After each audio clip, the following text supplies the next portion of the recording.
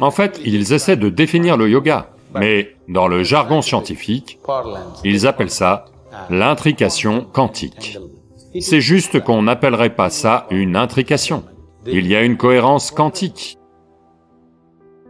Voyez, votre idée de ce qu'est la mémoire doit évoluer. Jusqu'ici, votre idée de la mémoire, c'était, jusqu'à récemment, juste ce dont vous vous rappelez. Mais maintenant, votre idée de la mémoire est devenue plus liée à la technologie.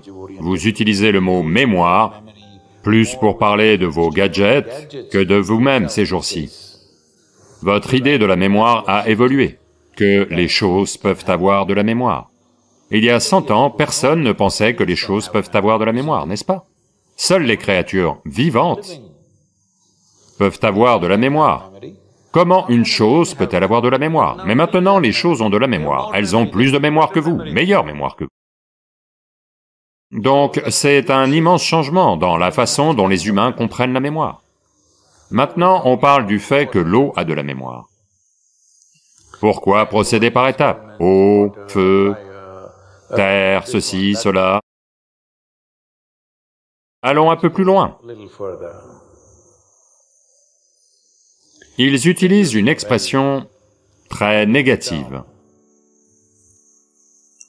En fait, ils essaient de définir le yoga.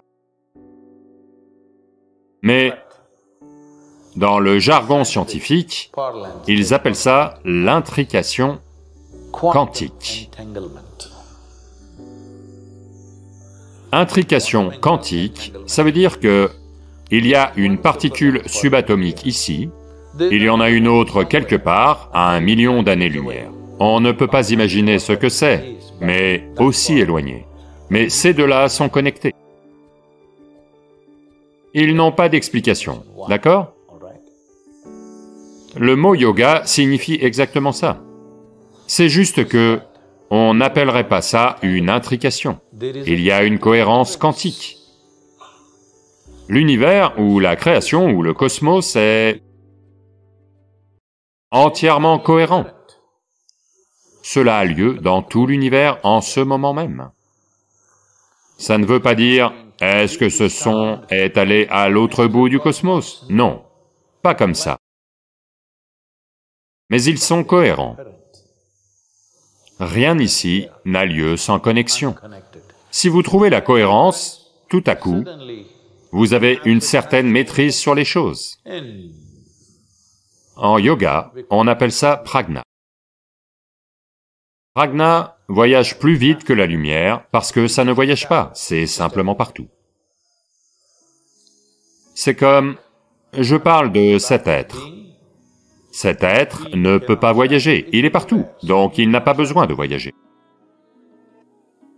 Vous pouvez l'appeler divin, vous pouvez l'appeler Dieu, vous pouvez l'appeler être, vous pouvez l'appeler prajna, ou vous pouvez l'appeler quantique.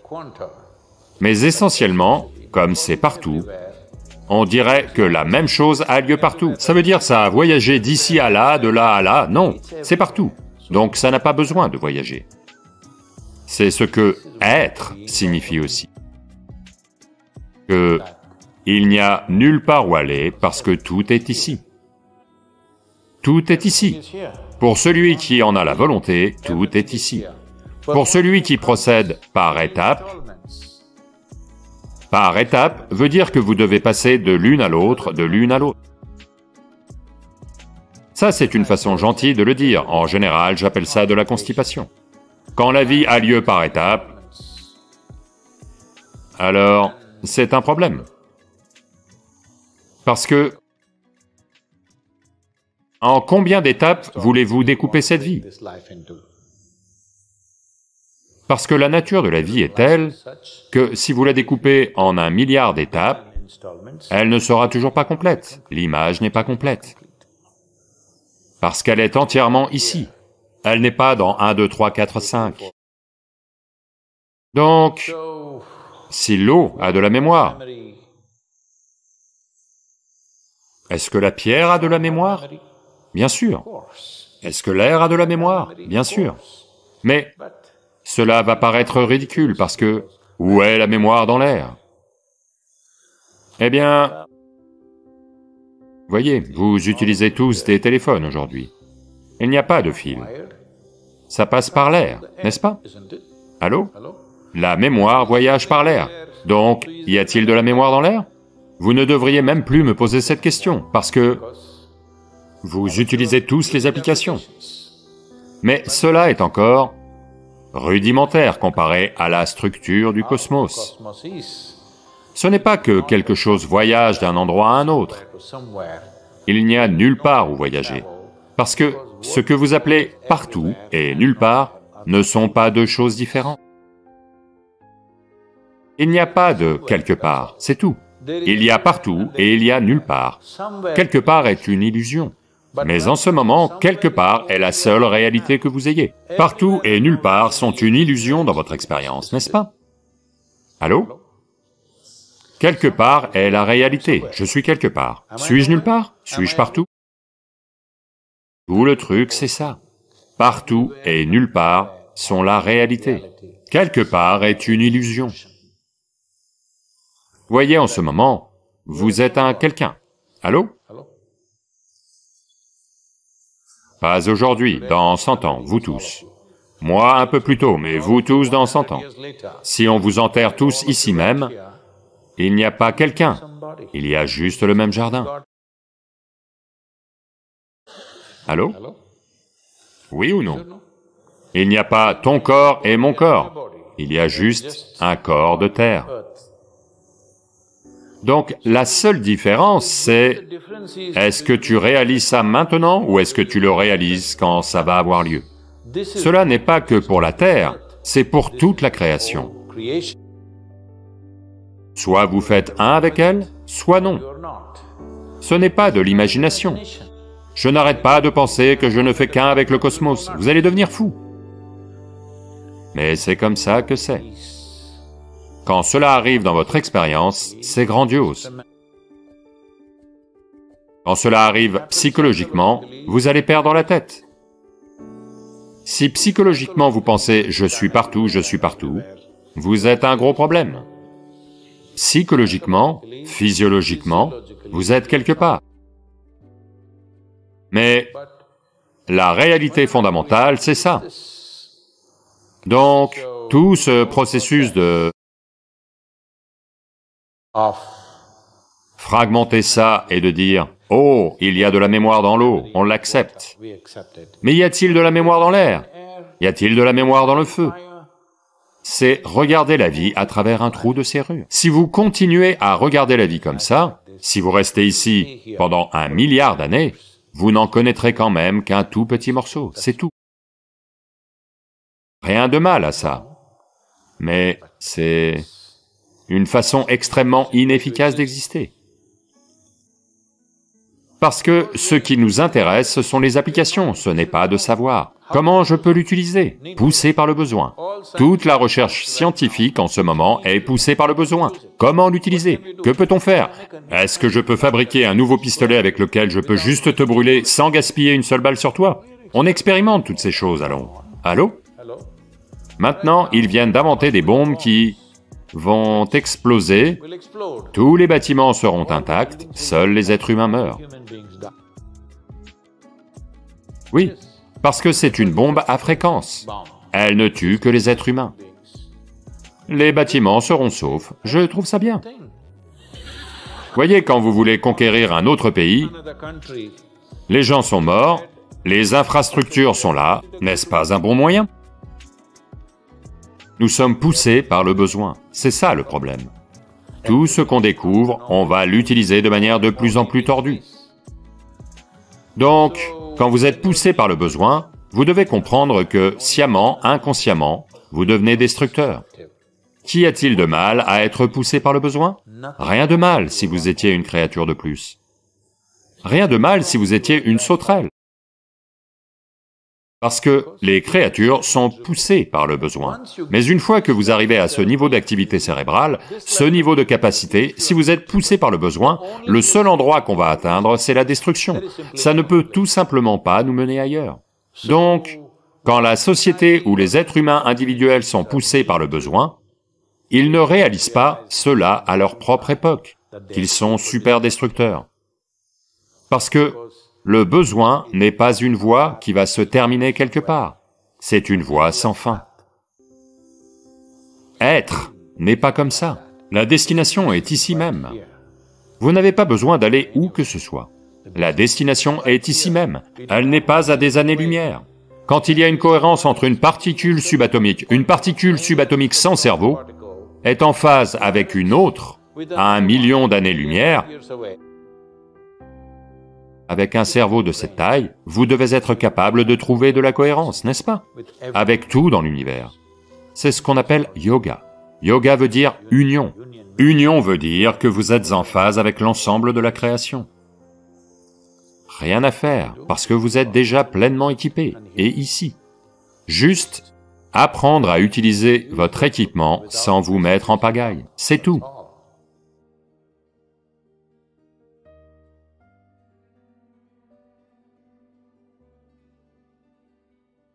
Namaskaram, Sadhguru. There is a lot of debate about immigrants in the United States right now. What is the solution for this?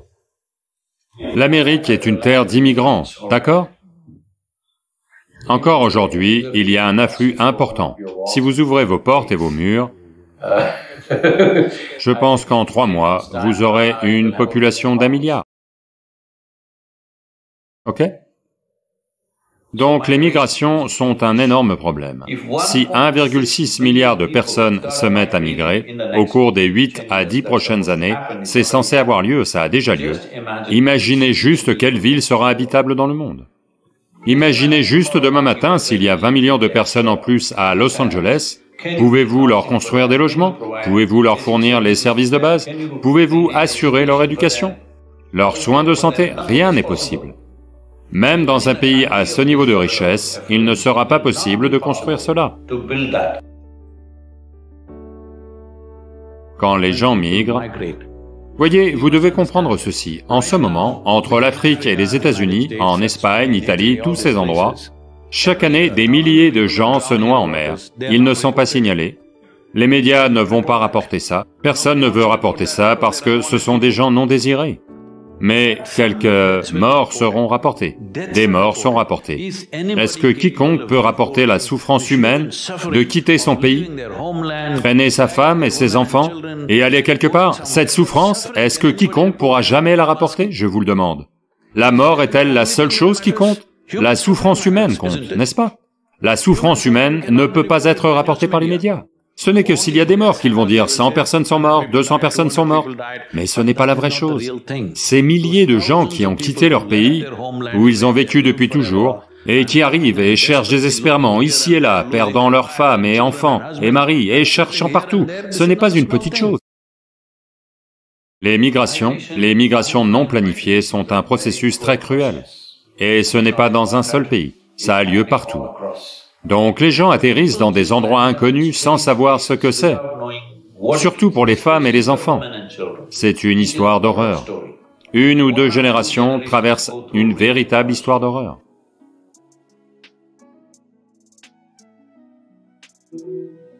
Donc pourquoi les gens migrent-ils? Toutes sortes de raisons sont données. Mais je vais vous poser une question simple. Si vous aviez un bout de terre avec un sol riche, quitteriez-vous cette terre pour aller ailleurs?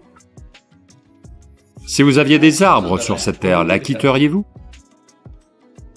Vous pouvez facilement y survivre, au moins il y aura une agriculture de subsistance, vous serez nourri même si vous ne gagnez pas d'argent.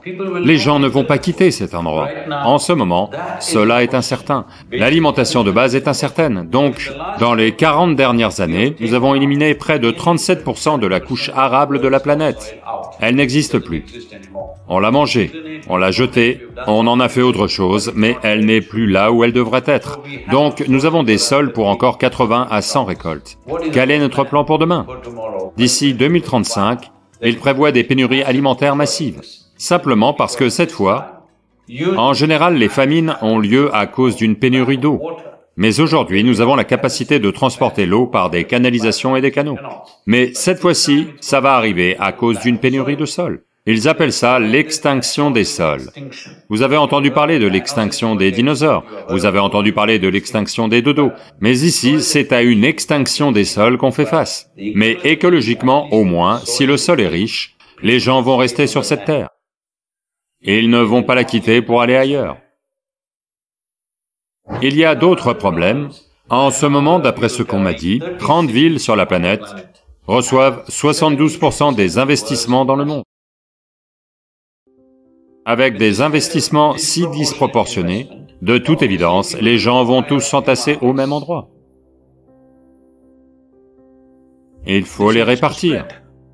Pour que les investissements soient répartis, qui va risquer de répartir son investissement dans un endroit où il est plus difficile de faire des affaires? Vous devez créer un fonds qui permettra de l'argent un peu plus facile. Si vous voulez de l'argent facile, vous devez l'investir dans des sociétés appauvries. Donc, on se penche sérieusement là-dessus, on essaie de travailler avec l'ONU et les grandes entreprises pour mettre en place un trust où les entreprises recevront des prêts à taux réduits avec des échéances longues, 12 à 15 ans, pour avoir le temps d'arriver sur place, de former les gens, de créer des talents et de créer un business, et de créer des revenus sur place pour que les gens n'aient pas à partir. Quel genre de business? Eh bien, les entreprises peuvent décider quel genre, selon le terrain, les gens, la nature, de tout ce qui est là, l'écosystème. Mais si on ne fait pas cela maintenant, si on ne répartit pas l'investissement mondial dans différents endroits, vous verrez, quand une partie de la population vit avec tant de confort et de bien-être, et qu'une autre partie n'a rien, vous ne pourrez pas le contrôler. Pendant toutes ces années, vous l'avez contrôlé parce qu'il n'y avait pas de transport. Vous comprenez? Aujourd'hui, tout le monde a des transports. Quand 1,5 milliard de personnes commencent à se déplacer, pas un mur, les gens vont essayer de construire des murs partout. Et un mur n'est une solution que jusqu'à ce que la marée atteigne un certain niveau. Quand la marée va monter, elle va déborder le mur. D'une façon ou d'une autre, ils vont entrer, peu importe quelle barrière vous érigez. Dans les 10 prochaines années, ils vont de toute façon venir, à moins d'investir dans divers endroits et de créer des revenus. Les entreprises doivent être structurées comme ça. Votre ambition, quelle qu'elle soit, je veux que vous compreniez cela. Vous allez le réaliser au fur et à mesure de votre vie, mais si vous le réalisez tôt, c'est mieux. En termes d'activité, quelle que soit l'activité qu'on effectue dans le monde, la profondeur avec laquelle on touche une autre vie est la satisfaction la plus profonde de l'activité. C'est le but de l'activité, vraiment. Voulez-vous écrire un livre que personne ne veut lire? Non. Voulez-vous cuisiner quelque chose que personne ne veut manger? Voulez-vous construire un bâtiment où personne ne veut vivre? Quand vous faites quelque chose, vous voulez que ça touche la vie de quelqu'un. Donc si c'est comme ça, vous devez réfléchir en ces termes. Comment avoir un impact sur un maximum de vie et où peut-on le faire? Si on ne crée pas cette opportunité et qu'on permet aux migrations d'avoir lieu, vous allez voir des choses terribles arriver. Ce phénomène va prendre une ampleur énorme si on ne répartit pas l'investissement, si on ne répartit pas les entreprises dans les sociétés qui sont coincées dans la pauvreté à l'heure actuelle.